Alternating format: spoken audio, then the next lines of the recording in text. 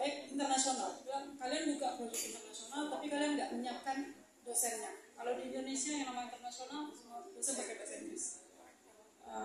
Akhirnya bilang sekarang kamu tolong kasih aku toleransi. Saya nggak bisa bahasa Prancis, saya nggak ngerti pertanyaanmu apa. Sekarang tanya langsung orang.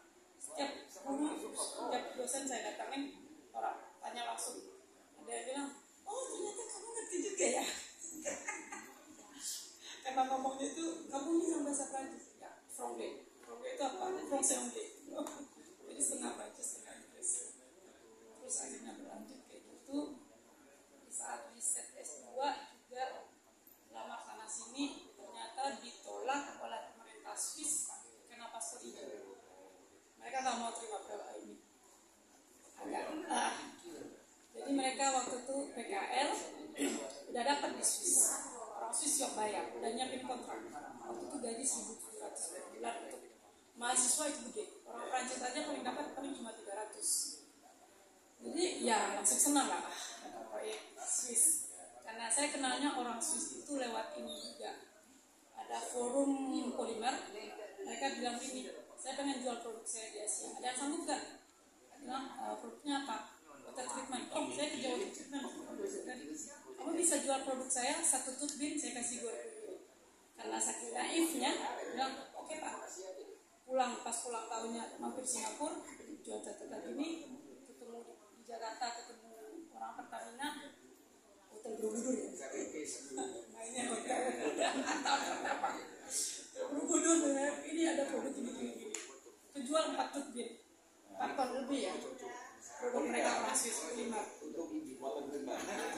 Tapi habis itu mereka karena nggak ada kontrak nggak dibayar sama sekali.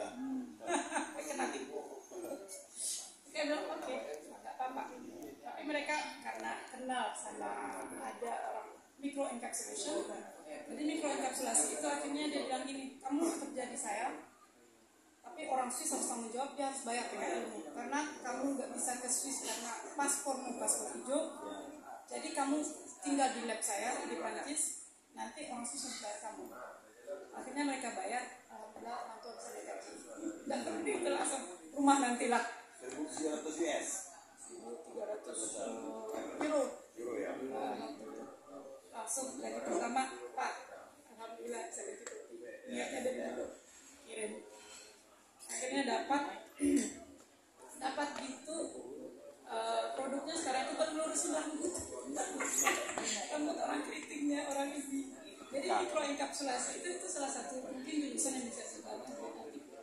Karena mikroenkapsulasi itu salah satu aplikasinya buat enkapsulasi itu kayak dikapsulkan ya. Dikapsulkan ini apa sel.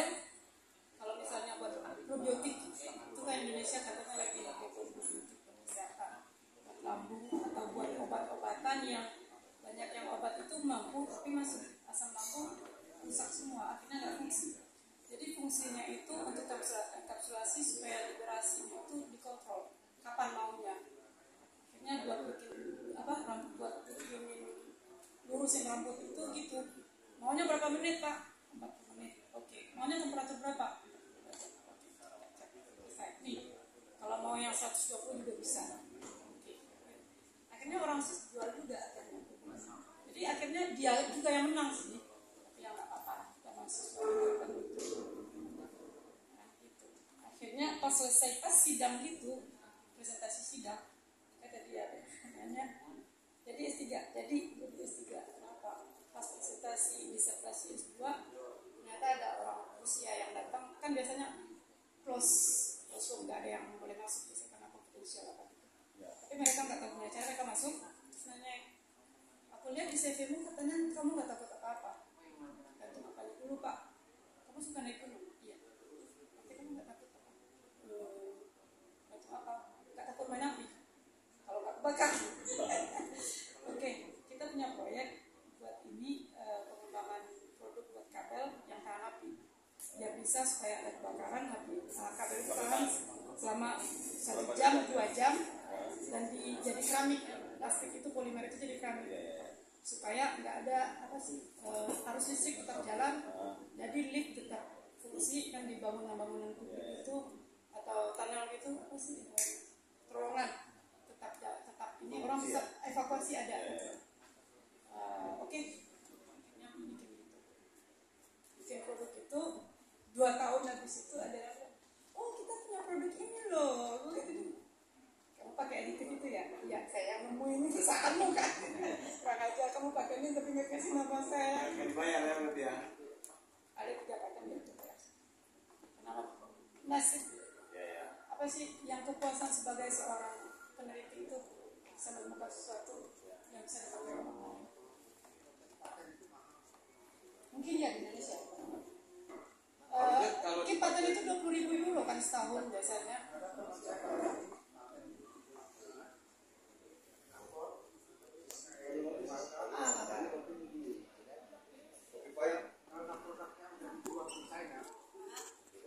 China tuh kan